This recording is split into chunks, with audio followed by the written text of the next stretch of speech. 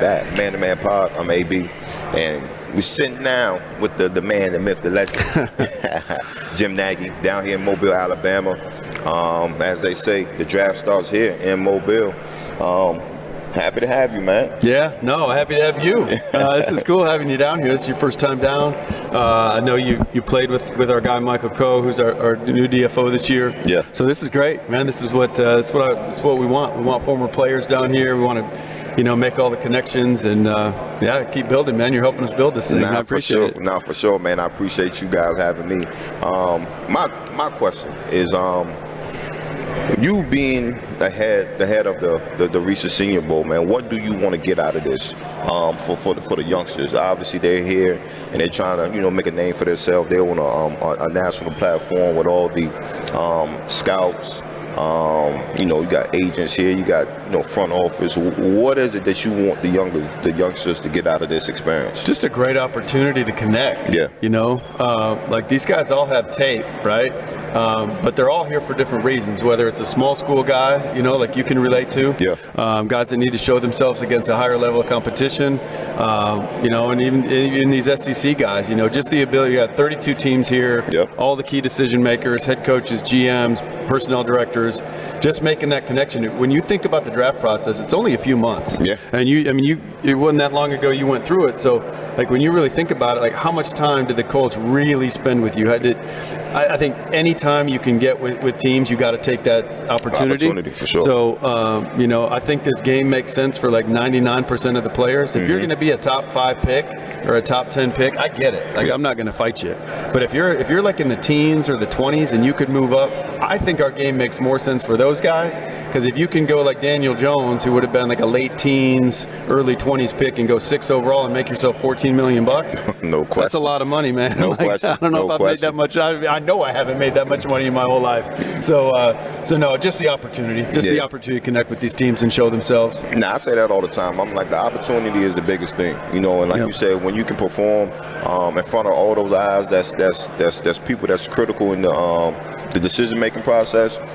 You got to do it. And not to cut you off, man, but like the guys that are going to be pulling the card off the board in April, those guys aren't out on the road a ton in the fall. Like they're at their games. Mm-hmm. They're at their place on Sunday watching a game. So, to get those guys down here field level too, it's one thing to watch the tape and see guys moving, but when you're at field level, you can see guys' reactions when they get beaten to drill. For sure. There's so many takeaways when you're up close and you can really feel it. Yeah. It's one thing to see it, but when you're on the field, you can feel that. Just like when you played, you could feel it in an opponent, right? No question.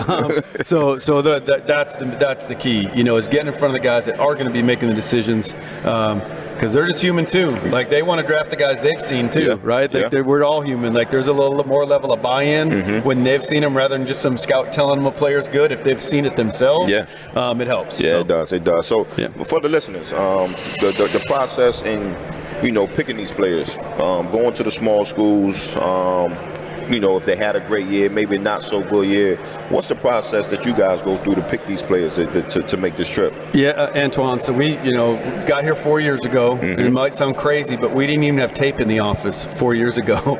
Like I called the league office, I'm like, how do I get tape, man? I can't do my job without having tape, right? That's wild. So we've just tried to structure it like an NFL personnel department. So what we've done the last 4 years, we have a new scouting staff every year, kind of get guys to get let go in the hiring-firing cycle. Guys, and we had Kathleen Wood, who's the area scout for the Browns now, so I can't just say guys. Kathleen is part of our group. And that's big, that's huge. Yeah, that's huge. Yeah, and she was here for a year, and now she's the first full-time female area scout. Okay. So, but no, so this year we had 7 former NFL scouts, 120 years of experience all over the country. We're at games every Saturday. We're downloading the tape from the NFL Dub Center just like the teams do, watching tape all week. And we're grading players, and we've got our own scouting system. So really trying to mirror exactly what the NFL's doing. And then with the small school guys, we don't have an NFL budget. We're not in the schools every day. Yeah. So that's where, my relationships of being in the league for 20 years come in handy. Yeah. Guys will just call me. We've had 2 Division III players in the game the last 2 years from Wisconsin Whitewater and St. John's in Minnesota. We would have never been able to find those guys, man. So we obviously have to do our own work on those guys, but they'll give us a heads up. Like, hey man, there's there's a dude here at Illinois State, or there's a dude here at Bethune-Cookman. And that's how we get on a lot of the small school guys. No, I like it. I'm not going to keep you too much long. I know you're a busy man. No, I got time, man. I got time for you. Talk about one of my former teammates, man, Michael Cole. And that's, one of the big reasons that, that we're here. He actually reached out and said, hey, man, I got a new position over here. Would love to get you guys out here and get some content. So just talk about that relationship and how it's been having Michael Cole on the team. Yeah, so we connected last summer. I think it was June when we announced the HBCU Combine coming to Mobile. Kind of a joint thing we did with the NFL League office this year. We just had it this past weekend. When we announced that, man, there was like an outpouring of support. Whether it be fraternities, local alumni chapters here around Mobile, schools, players. Mike just hit me up on a DM, and we connected there, got on the phone, and I told him about this scout school program we have. So my predecessor, Phil Savage, who was the GM of the Browns when you played, Phil started a really cool scout school program, and it was really drawing a lot of guys that were working in recruiting offices around college. The only thing we've tweaked it a little bit, I just opened it up to former NFL players. All my years in the NFL, I just saw a need for more players in that profession, more minorities in the profession. So the last 3 years, that's what we've done. And so Mike came down. He was part of Scout School. We've got all those guys back this week as group leaders with our players, just trying to create opportunities for them to connect. But Mike was special, man. Like he loves the game. He loves studying the game. He loves talking the game. So he was a great addition for us. He's our new director of football operations. It's a new position we've never had before. I think that shows how we're growing. So we really, I'm going to use your pot a little bit, man. Like we want to boost this. We want to boost the Scout School program, right? So any young cats that are, have been bouncing on practice squads, or maybe you played one contract and you're 25, 26, and you're out, and you want to stay connected to the ball and work in the NFL. Like we really want this program to build.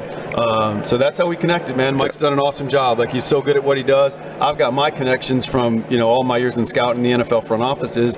Mike brings a whole different set of connections, like with the guy like you and the guys he played with, and his dad's a longtime coach at the college and pro level, so he knows a bunch of coaches through his dad. So man, it's been awesome having him. He's great. That's great, man.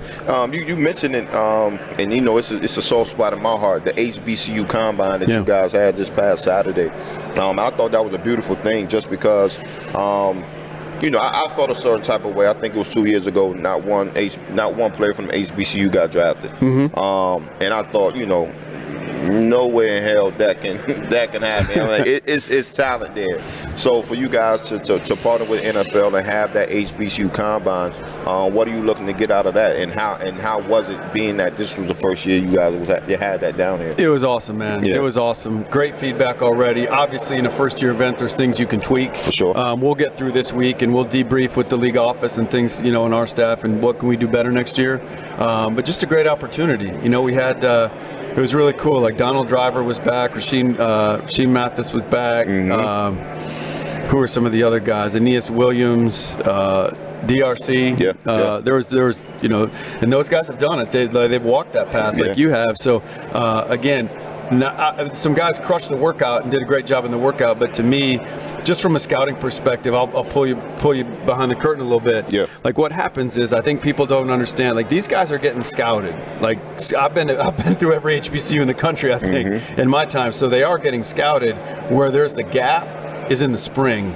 So, if you're a scout, if you're doing the Southeast, you've got all these FBS schools. I mean, you're hopping Alabama to Auburn to Georgia to Clemson, you're going all over. There's only so many days on the calendar. So just logistically, if you got to get from Tennessee down to Miami and back up to Oxford, I mean, that's a huge region. For sure. And if you got to cover all those FBSs, that's where the majority of the players are, right? So you get to those first. It doesn't leave a lot of time to hit, whether it's HBCUs or just other FCSs or D2s. It doesn't leave a lot of time. Right. And where that gap is, if you're going to be a later round pick or a free agent as a scout, like whether it's a kid from Alabama or a kid from Florida A&M, you got to know those guys, right? Because we all know that these teams want to hold on to their high draft picks, right? Sure, So if you're going to be that guy, if you're going to be that 7th round pick or that PFA that comes in and sticks around and battles and gets on a practice squad and eventually makes it, you got to be wired a certain way. Different way. You know what I'm saying? And if you can't sit across from a young man and hear his background, where he came from,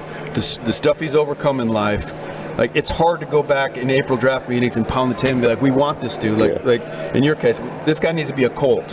Like, he's what we want. So if you don't have that, it's hard to do that. Like, I never would do that for a player that I never felt connected to, right? Because my name's on every player that I try to bring in the building. And if we're bringing in guys that keep failing, then that's on me, and I'm going to lose my job. Exactly. So, long-windedly, sorry to be a long-winded answer. You're good. But to be in those interviews and connect with those teams, now you've got people from 32 teams that were all here for this event. So we had the 32 teams captured for the Senior Bowl. Right. They can go back now and be like, this is the guy. This dude from Prairie View, man, like this is the guy. He didn't work out great, but man, there's something to this kid. Just trust me on this one. So hopefully that creates more opportunities, whether they get drafted or not.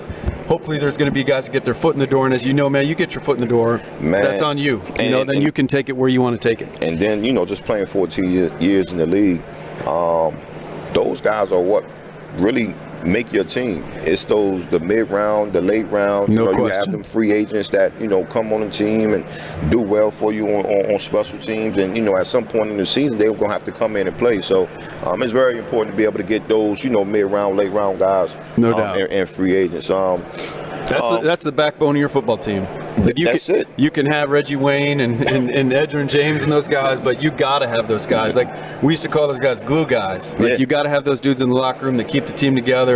Again, every team, November, December hits, your roster doesn't look anything like it did on September 1st, right? So those guys got to be up and be ready to step up and play. No question. I'm going to let you go, but can you plug that scout school one more time for the guys that's listening, man? How can they get into that scout school? Where do they go to? Yeah, they can reach out to Senior Bowl, hit us up, DM Co or DM me. But yeah, that's going to be the first week in June. We do that the first week in June every year. Like to get guys, signed up. Again, we've got a great group of guys the last couple of years.